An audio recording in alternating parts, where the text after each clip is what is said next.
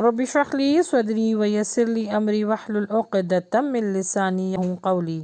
السلام علیکم ورحمۃ اللہ وبرکاتہ۔ جیسے کہ آپ اور ہم سب جانتے ہیں کہ 12 ربیع الاول کا مہینہ آ چکا ہے۔ اس مہینے کو لے کے بہت لڑائیاں، بدگمانیاں، اختلافات، بدعت، شرک اور توہم پرستی شروع ہو جاتی ہے۔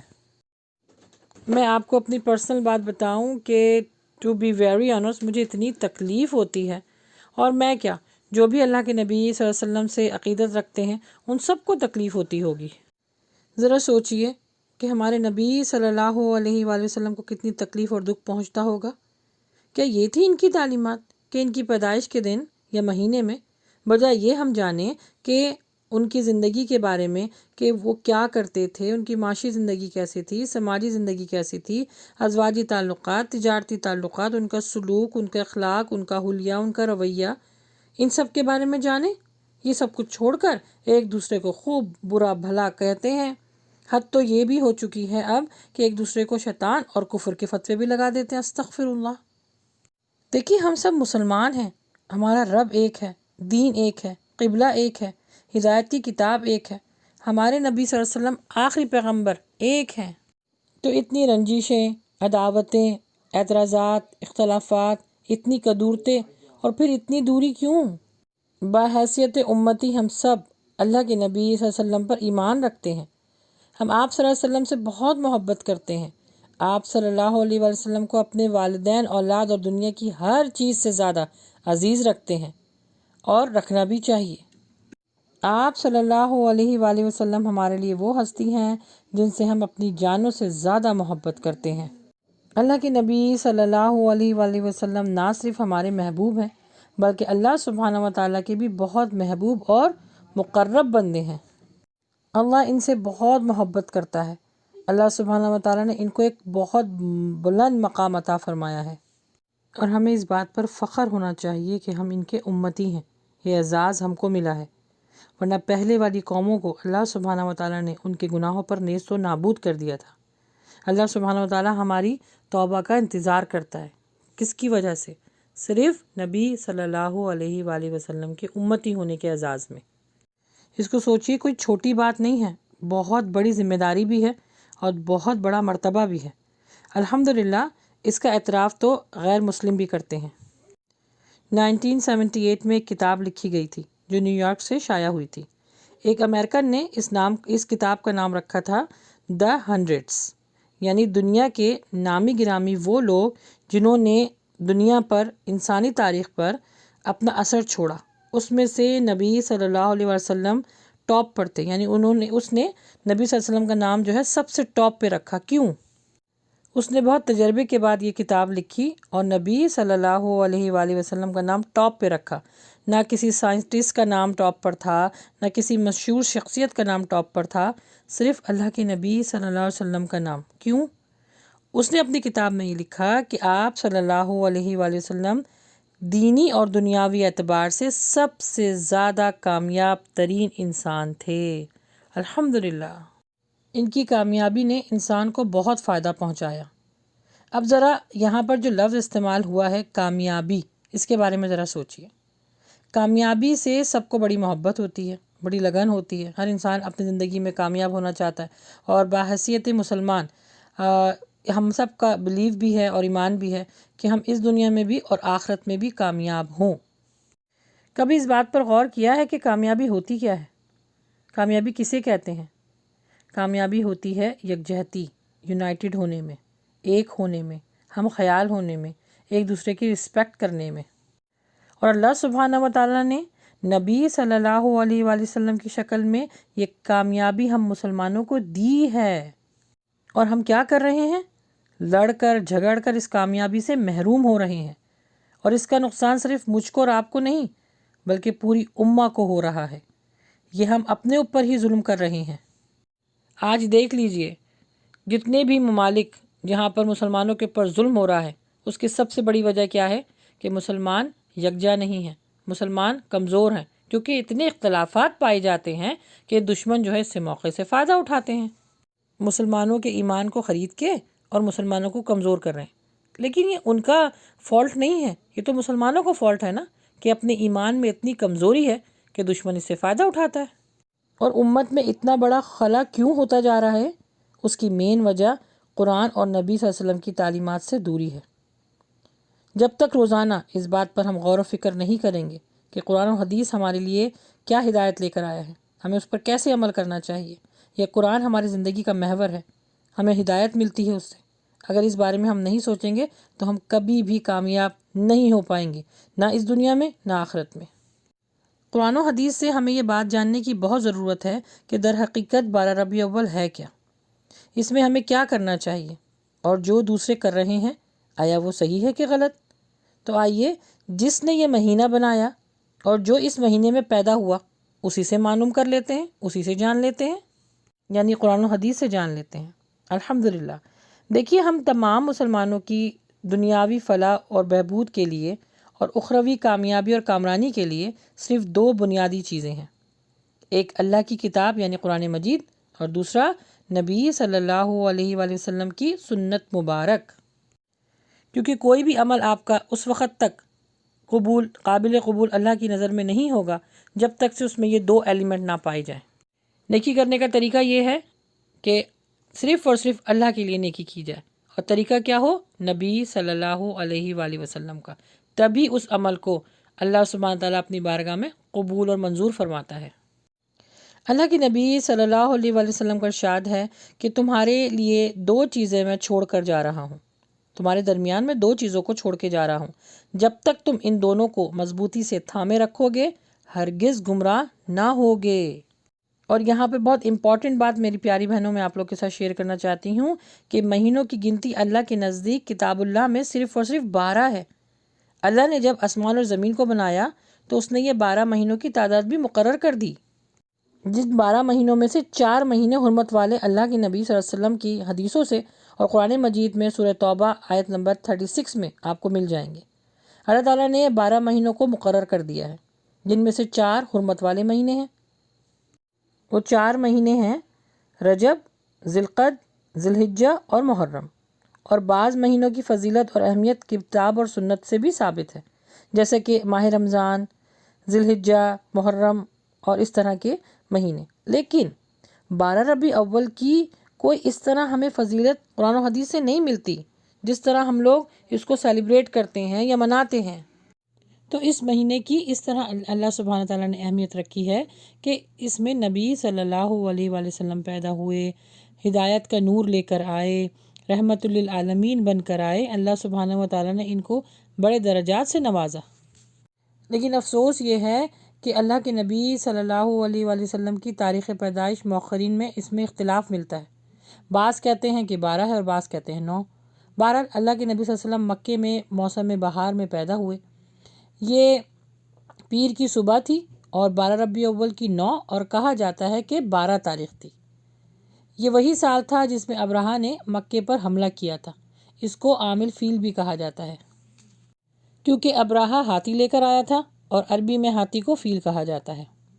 اچھا، اب سوال یہ پیدا ہوتا ہے کہ جو کچھ ہمارے معاشرے میں ہوتا ہے 12 ربیع الاول کے نام پر، جیسے کہ میلاد منانا، نعتوں کی محفل کرنا، کھانا پینا، نظر و نیاز کرنا، عورتوں کی محفل سجانا نعتوں کی، اور عورتیں گلی میں بیٹھ کر اونچی آواز میں جو ہے وہ نعتیں پڑھتی ہیں، راستے بلاک کر دیے جاتے ہیں اور آوازوں کو بہت خوبصورت کر کے جو ہے وہ نعتیں پڑھی جاتی ہیں، پھر گجروں کی بارش ہوتی ہے، خوشبو اس محفل سے بہت زیادہ آ رہی ہوتی ہے، اور اس محفل میں صرف اور صرف عورتیں ہوتی ہیں، گلیوں میں چراغے ہوتے ہیں، خانہ کعبہ اور مدینہ منورہ کے مجسمے بناتے ہیں اور ان کو گندی گندی گلیوں پر سڑکوں کے بیچ میں بالکل رکھ دیتے ہیں۔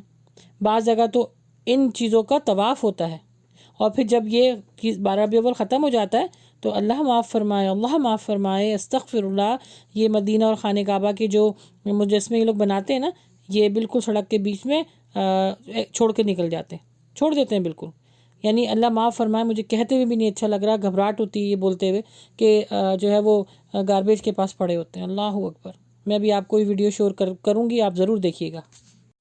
یہ دیکھیے اس طرح گلیوں میں یہ بنایا جاتا ہے، اور یہ دیکھیں یہ کسی ٹرک کے اوپر یہ اس طرح کا مدینہ بنا کے انہوں نے جو ہے وہ گلیوں میں پھرتے ہیں۔ اللہ اکبر، کیا یہ ہے تعلیمات ہمارے نبی صلی اللہ علیہ وآلہ وسلم کی؟ عالم تو یہ ہے کہ سڑکوں کو راستوں کو بند کر کے جلوس نکالا جاتا ہے، صبح سے لے کے شام تک انہی سب چیزوں کی نمود و نمائش ہوتی رہتی ہے۔ عورتیں مرد سب جو ہے وہ جمع ہوتے ہیں اس چیزوں کو دیکھنے کے لیے، جو راستے سجائے جاتے ہیں، یہ جو مجسمے لگائے جاتے ہیں، نہ مرد کو عورت کا خیال، نہ عورت کو مرد کا خیال۔ حالانکہ اللہ کے نبی صلی اللہ علیہ وسلم نے کیا فرمایا ہے کہ جہاں پہ مرد اور دوسری عورت ہوگی، تیسرا وہاں پہ شیطان ہوگا۔ اور آپ دیکھیے کہ اور پھر سب سے بڑی بات ہے، راستوں کو اور سڑکوں کو بلاک کر دیا جاتا ہے۔ اللہ کے نبی صلی اللہ علیہ وسلم نے منع فرمایا ہے، راستوں سے گزرنے والے لوگوں کو تکلیف ہوتی ہے۔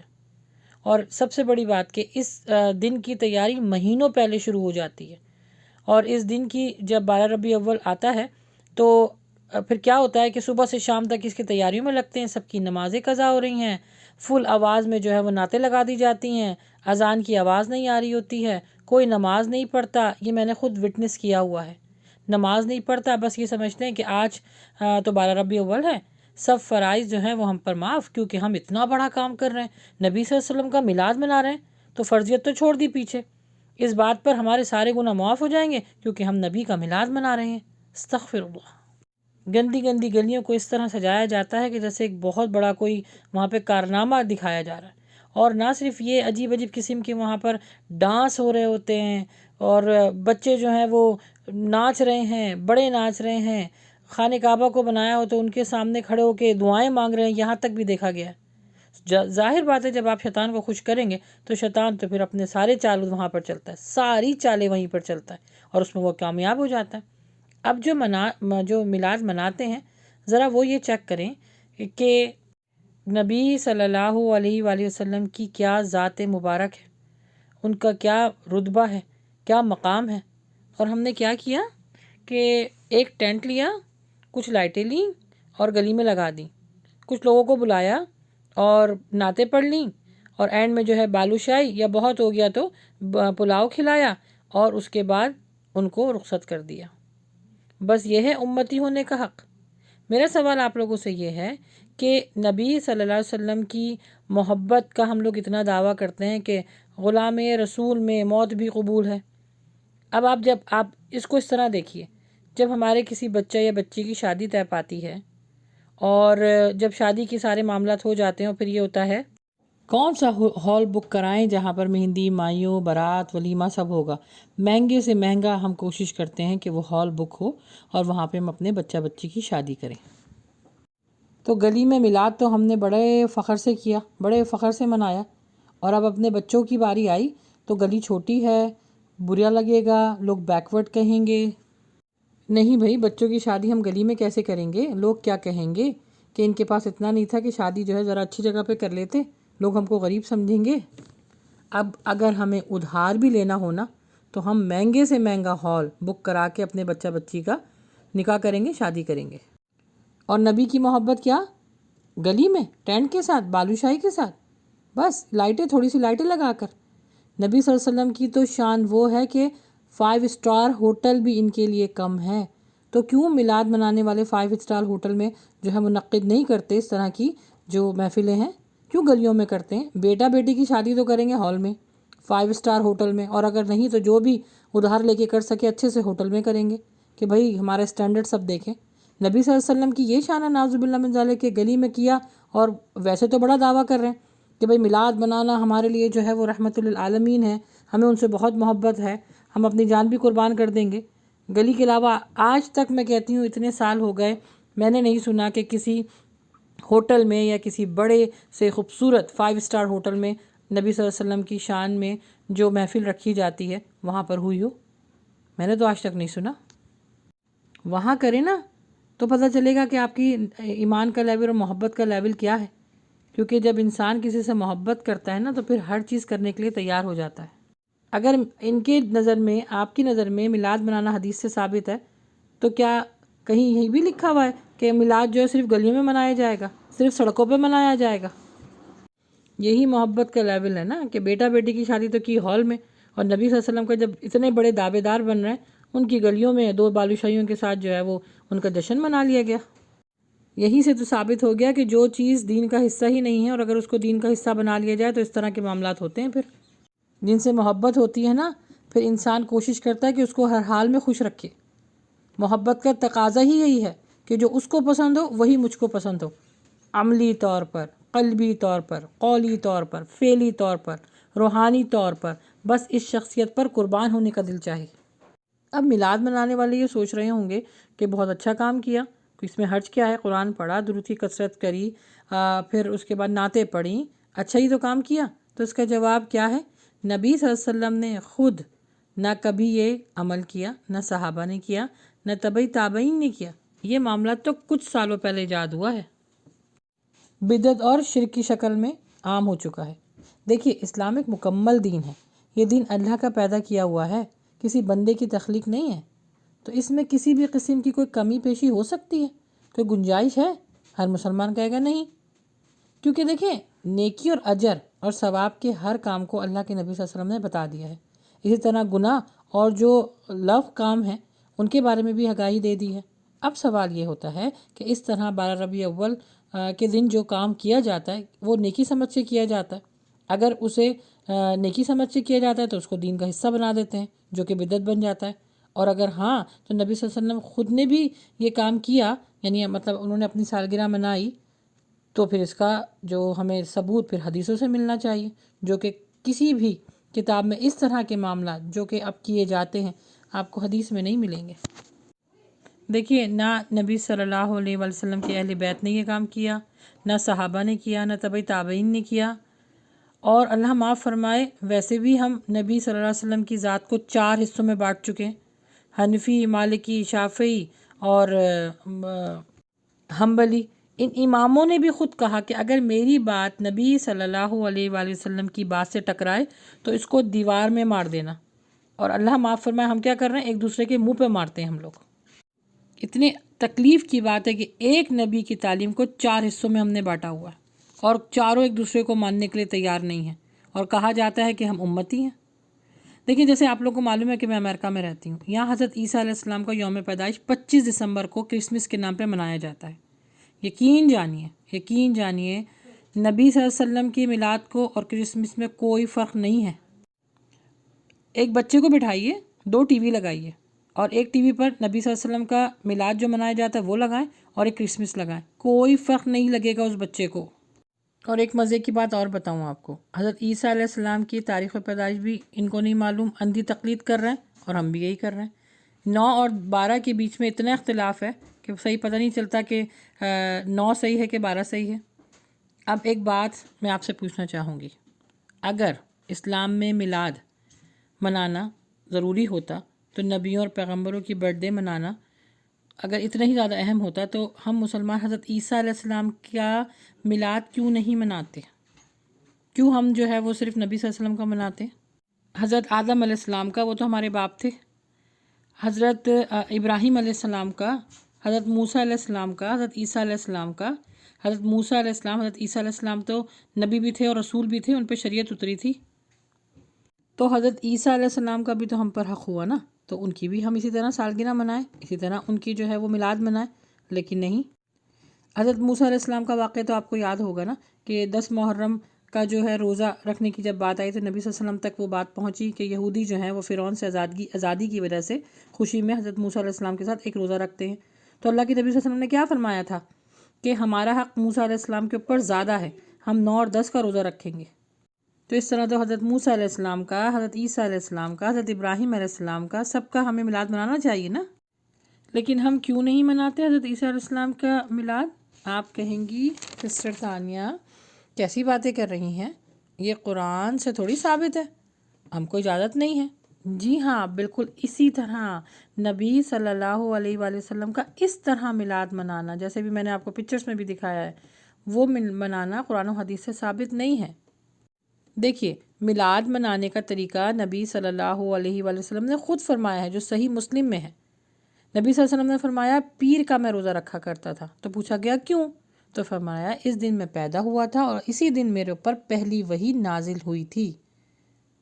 تو اگر کسی کو اس سنت پہ عمل کرنا ہے تو وہ اس مہینے 4 آپ کے پاس پیر آئیں گے، اس کا روزہ رکھیں، یہ سنت پر عمل کریں گے تو اس میں ڈبل ثواب ملے گا۔ دوسرا یہ کہ اس مہینے سے نیت کر لیں کہ میں زندگی بھر جو ہے وہ روزہ رکھوں، کیونکہ اللہ کے نبی صلی اللہ علیہ وسلم نے تو زندگی بھر پیر کا روزہ رکھا تھا۔ कम अज़ कम 12 रबी अव्वल के दिन तो जो पीर को आएगा उस दिन तो रोज़ा रखें, उस दिन तो सुन्नत पर अमल करें। उस दिन उनकी फ़जीलत, उनकी सीरत, उनके फ़ज़ाइल, उनकी अहमियत, अमाल, इखलाक, तरीक़ा, ये सब लोगों को बताएं, लेकिन एक अच्छे तरीके से, एक अहसन तरीके से। लेकिन वही बात है कि इस अमल को ख़ास ना करें कि फिर आपको दलील की ज़रूरत पड़े। 12 रबी अव्वल में जो है वो सिर्फ ये ना करें कि 12 रबी अव्वल वाले दिन ये सारे काम किए और 11 महीने जो है ना वो लव कामों में गुजार दिए। देखिए आहिस्ता आहिस्ता ये जो बेकार की और लव चीज़ें हैं वो बढ़ती चली जा रही हैं।